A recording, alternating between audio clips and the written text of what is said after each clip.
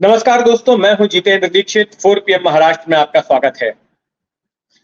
महाराष्ट्र में इन दिनों मराठा आरक्षण को लेकर जिस तरह से हिंसा फैली हुई है, उसके मद्देनजर सरकार एक चक्रव्यूह में फंसी हुई नजर आ रही है, बेबस नजर आ रही है।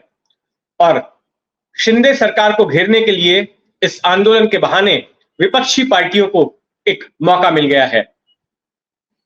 जिस तरह से हिंसा को काबू कर पाने में महाराष्ट्र की शिंदे सरकार नाकामयाब रही है, उसको देखते हुए कांग्रेस, उद्धव ठाकरे वाली शिवसेना और शरद पवार वाली एनसीपी लगातार शिंदे सरकार पर तीखे हमले कर रहे हैं। और अब इस पूरे मामले में महाराष्ट्र नवनिर्माण सेना के प्रमुख राज ठाकरे की भी एंट्री हो गई है। राज ठाकरे ने एक खत लिखा है मनोज जरंगे पाटिल के नाम पर। मनोज जरंगे पाटिल, जैसा कि आपको पता है कि बीते 8 दिनों से वो भूख हड़ताल पर बैठे हुए हैं। महाराष्ट्र के जालना जिले के अंतावली गांव में वे अनशन पर हैं और उनकी मांग है कि जब तक मराठाओं को शिक्षा और रोजगार में आरक्षण की अधिसूचना महाराष्ट्र सरकार नहीं जारी करती, तब तक वे अपनी भूख हड़ताल जारी रखेंगे। तो उन्हीं के प्रति एक भावनात्मक खत राज ठाकरे ने लिखा है और उनसे गुहार लगाई है कि वे अपना अनशन खत्म कर दें, अपनी तबीयत का ध्यान रखें। राज ठाकरे ने कल के दिन ये खत भेजा है और इस खत के जरिए उन्होंने समझाने की कोशिश की है मनोज जरंगे पाटिल को कि महाराष्ट्र की जो राजनीतिक व्यवस्था है, उसमें राजनेताओं को सिर्फ आपका वोट चाहिए। आप जिस भी कारण से उपोषण कर रहे हैं, उसका इनसे कोई लेना देना नहीं है। ये लोग निष्ठुर हैं। किसी को तकलीफ हो रही है, इस बात की इनको कोई परवाह नहीं है। और जिस तरह से आंदोलन के दौरान मराठा युवक सुसाइड कर रहे हैं, खुदकुशी कर रहे हैं, वो काफी क्लेशदायक है।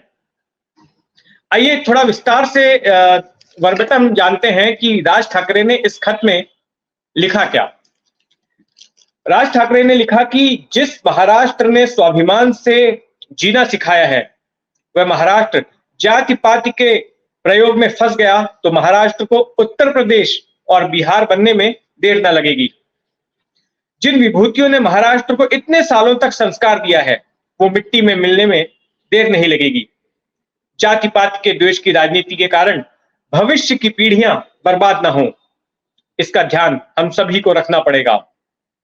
राज ठाकरे ने कहा कि छत्रपति शिवाजी महाराज ने सभी जाति और धर्मों को एक सूत्र में बांधकर स्वराज्य का मंत्र दिया है। महाराष्ट्र शिवाजी महाराज के विचारों और सीख पर खड़ा है। महाराष्ट्र ने देश को हमेशा जागृत किया है और विचार दिया है। ठाकरे ने लिखा कि हमें पूरे महाराष्ट्र का विचार करना चाहिए। यदि हम ऐसा करेंगे, तभी महाराष्ट्र में सुख और शांति का निर्माण करके प्रदेश को दोबारा एक बार फिर से वैभवशाली शिखर तक पहुंचा सकते हैं। राज ने कहा कि समाज के बीच द्वेष पैदा ना हो, सभी लोग एक अच्छे और स्थायी समाधान के लिए मिलकर काम करें। इसके अलावा राज ठाकरे ने इस मामले में भी स्थानीय लोगों का मुद्दा उठाया। उन्होंने खत में एक जगह पर लिखा कि देखिए, मराठी लोगों को जागरूक करने की जरूरत है। कहां पर नौकरियां हैं, शिक्षा की अपॉर्चुनिटीज कहां हैं, मौके कहां पर हैं, इसकी जानकारी उनको मिलनी चाहिए। शिक्षा संस्थान खोले जाते हैं, लेकिन वहां पर दूसरे राज्यों के बच्चे आकर पढ़ाई करते हैं। नौकरियां उपलब्ध हैं, लेकिन उस पर दूसरे राज्य के लोग आकर दावा ठोक देते हैं। तो ऐसे में स्थानीय लोगों को उसके प्रति जागरूक करना चाहिए।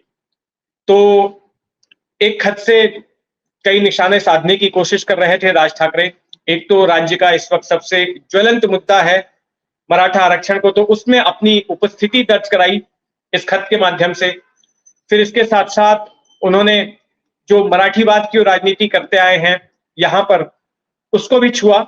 हालांकि अगर राज ठाकरे के हाल के सालों की राजनीति देखें, तो वो अपनी छवि एक मराठा नेता के बजाय एक हिंदुत्ववादी नेता बनाने की कोशिश कर रहे हैं। और फरवरी 2020 में उन्होंने अपनी पार्टी का झंडा भी बदल दिया था। जो चौरंगी झंडा था उनकी पार्टी का, उसको बदलकर उन्होंने भगवा ध्वज अपना लिया था और कहा था कि हिंदुत्व उनके डीएनए में है।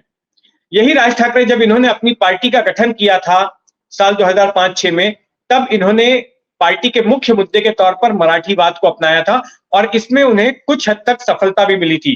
पहला चुनाव साल 2009 का विधानसभा चुनाव था जो इनकी पार्टी ने लड़ा और उसमें इन्हें 13 विधायक मिले थे, 13 विधायक इनकी जीत कर आए थे। लेकिन आगे चल के मराठीवाद का मुद्दा इनके लिए काम नहीं कर पाया, क्योंकि 2014 में भी उन्होंने मराठी के मुद्दे पर चुनाव लड़ा, तो उसमें सिर्फ ये एक सीट ही जीत पाए। उसके बाद 2019 में भी मराठी का मुद्दा था, उसमें भी सिर्फ एक सीट ही इनकी पार्टी को हासिल हुई और ऐसे में इनको लगा कि अब मराठी का मुद्दा जो है उस तरह से काम नहीं कर रहा जैसा कि 2008-9 में इन्होंने उस मुद्दे को भुनाया था।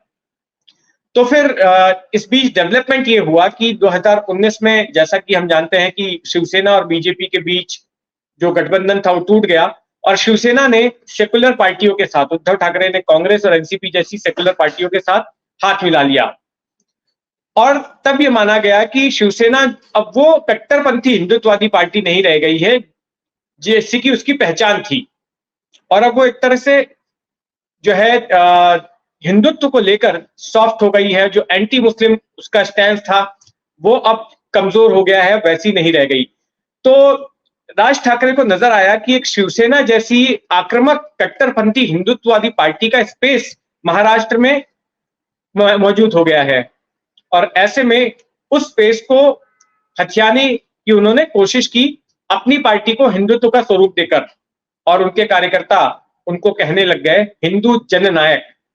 जैसे कि बाला साहब ठाकरे जो शिवसेना के संस्थापक हैं उनको हिंदू हृदय सम्राट कहा जाता है, तो वैसे ही राज ठाकरे ने जब हिंदुत्व का मुद्दा अपनाया 2020 में, तो इसके बाद से उनके समर्थक उनको हिंदू जननायक कहने लगे और अपनी इसी हिंदुत्ववादी छवि को मजबूत करने के लिए राज ठाकरे ने पिछले साल मस्जिदों में लाउडस्पीकर का मुद्दा उठाया था और कहा था कि तमाम मस्जिदों से लाउडस्पीकर हटाए जाने चाहिए क्योंकि इससे ध्वनि प्रदूषण होता है और लोगों को तकलीफ पहुंचती है। और ये कहा था कि अगर मस्जिदों से लाउडस्पीकर को नहीं हटाया जाता है तो फिर उनके कार्यकर्ता मस्जिदों के बाहर जाकर लाउडस्पीकर बजाएंगे। उस मुद्दे को लेकर काफी बवाल हुआ था, काफी सांप्रदायिक तनाव भी हुआ।